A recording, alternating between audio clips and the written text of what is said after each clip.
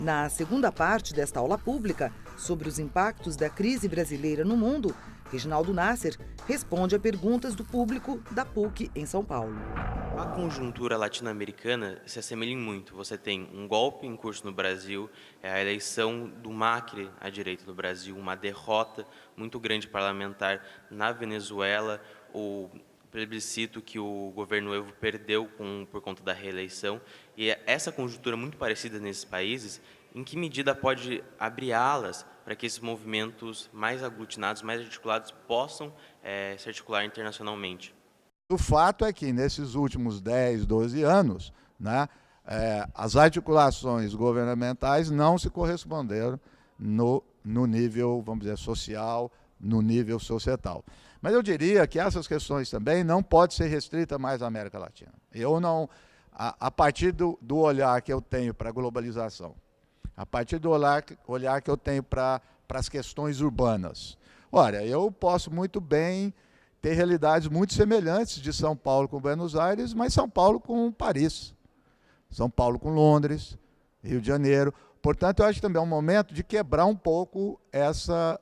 não é para esquecer a América Latina, mas é para trazer outros componentes, né, para as nossas ações. Nesse momento que estamos tendo todas essas lutas nas ruas no Brasil, também está ocorrendo em Paris, né? E o que está ocorrendo em Paris está em torno das questões de direitos sociais, de bem-estar social, que está relacionada à reforma trabalhista. Então, acho que essas conexões precisam ser feitas com mais intensidades. Então, aqueles, né, que implementam esse tipo de ação, que são as articulações das corporações, elas se internacionalizaram bem.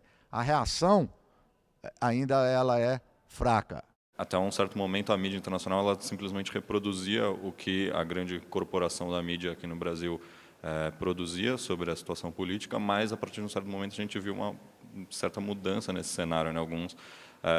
Alguns grupos da mídia internacional, por exemplo, o Glenn Greenwald, do The Guardian, depois começaram a dar um pouco mais de enfoque na visão de que, sim, há um golpe em curso no Brasil e, de alguma maneira, parece que eles se libertaram dos nossos barões da mídia e estão assumindo um posicionamento um pouco mais, não sei se independente, mas separado, né? Eu queria te perguntar justamente, até que ponto a mídia internacional pode ser um player, um ator de importância na conjuntura interna e acabar acarretando em mudanças do cenário político interno. Vou começar justamente pelo jornalista que você citou, né, o Glenn Greenwald. Logo no começo desse processo conturbado que nós estamos passando, ele escreveu um texto para um jornal norte-americano inglês. E nesse texto, é muito interessante, eu tenho chamado a atenção para isso, ele se preparava, ele se exercitava para tentar traduzir para o público americano o que estava acontecendo aqui. E aí ele dizia assim para o público americano: imagine você, se todas as redes de televisão nos Estados Unidos, as grandes redes, se todos os grandes jornais estivessem fazendo propaganda por Trump. Imaginaram? Bom, é isso que está acontecendo no Brasil, né? Então, quando ele fez isso, com todas as críticas que dá para ser feita à mídia norte-americana, é um processo ainda muito distante do que está acontecendo no Brasil, né? Quer dizer, muito mais avançado. Então, o Brasil está se tornando um caso singular, né, de oligopólio de corporações, mais de corporações, né? Um elemento aí tradicional familiar, né, as corporações familiares.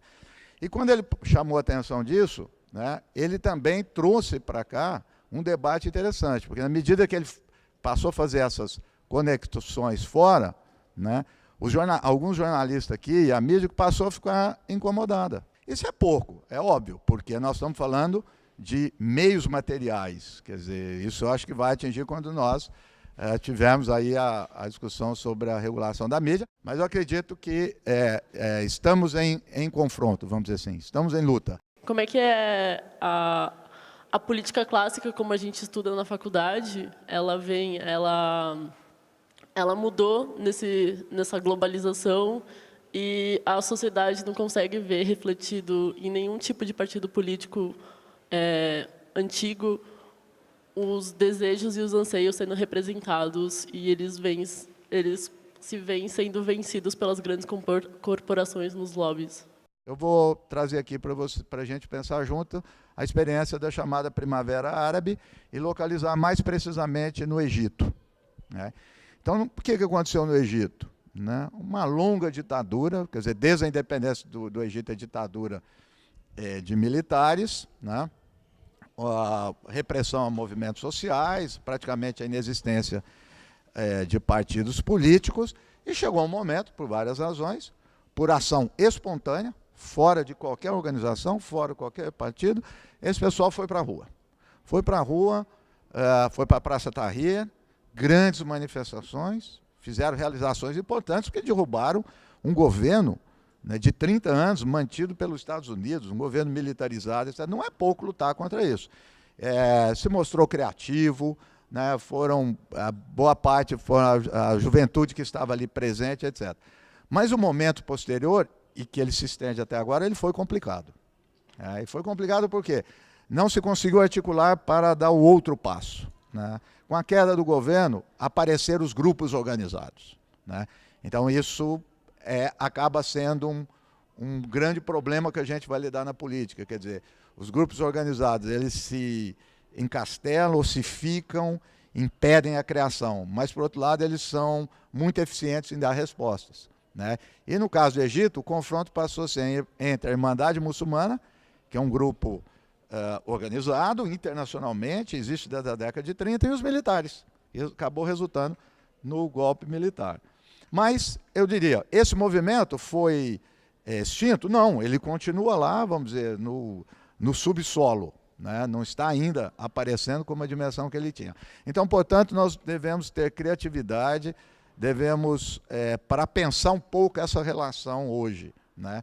No caso do Brasil, está manifesto, né, a crise pela qual os partidos estão passando, né, de representatividade. Todos esses movimentos estão acontecendo, seja a direita, seja a esquerda, estão fora dos partidos, mas veja também, mesmo caso, o que aconteceu? A articulação desses partidos que está dando um certo rumo, né, seja para onde for, institucional, né, quer dizer, no Congresso, não ouvindo ou não tendo nenhum tipo de representação. E isso no Brasil foi interessante, eu acho que é um episódio dos mais interessantes para nós, foi o dia da votação na Câmara dos Deputados, né? Porque também a gente, nas análises clássicas de política, sempre faz analogia da política com o teatro, né? Então, a máscara, né, a persona, né? E aquele dia eles tiraram a máscara. Por isso que eu achei ótimo aquele negócio, eu adorei aquilo, porque ninguém disfarçou, né? Ninguém disfarçou porque, como ele estava ali, por que ele estava e qual era o objetivo que eles tinham. Tanto é que aquele momento foi um momento de reversão, de inclinação disso, porque a mídia internacional começou a achar que é negócio meio estranho. Quem são essas pessoas? Mas eu diria que eu não iria pelo lado de um ou outro, né? Eu acho que são momentos de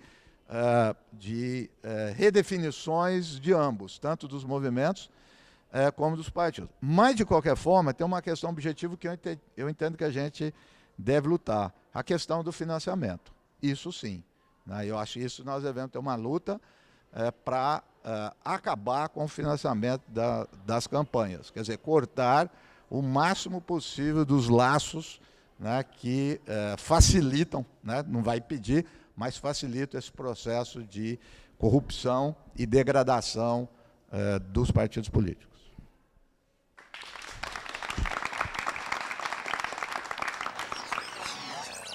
Cumprimento a iniciativa, foi muito boa, trouxe temas tremendamente relevantes para a comunidade acadêmica e para a sociedade refletir, e uma oportunidade de participação aqui bastante aberta de estudantes, intelectuais. Cumprimento e gostei muito da iniciativa.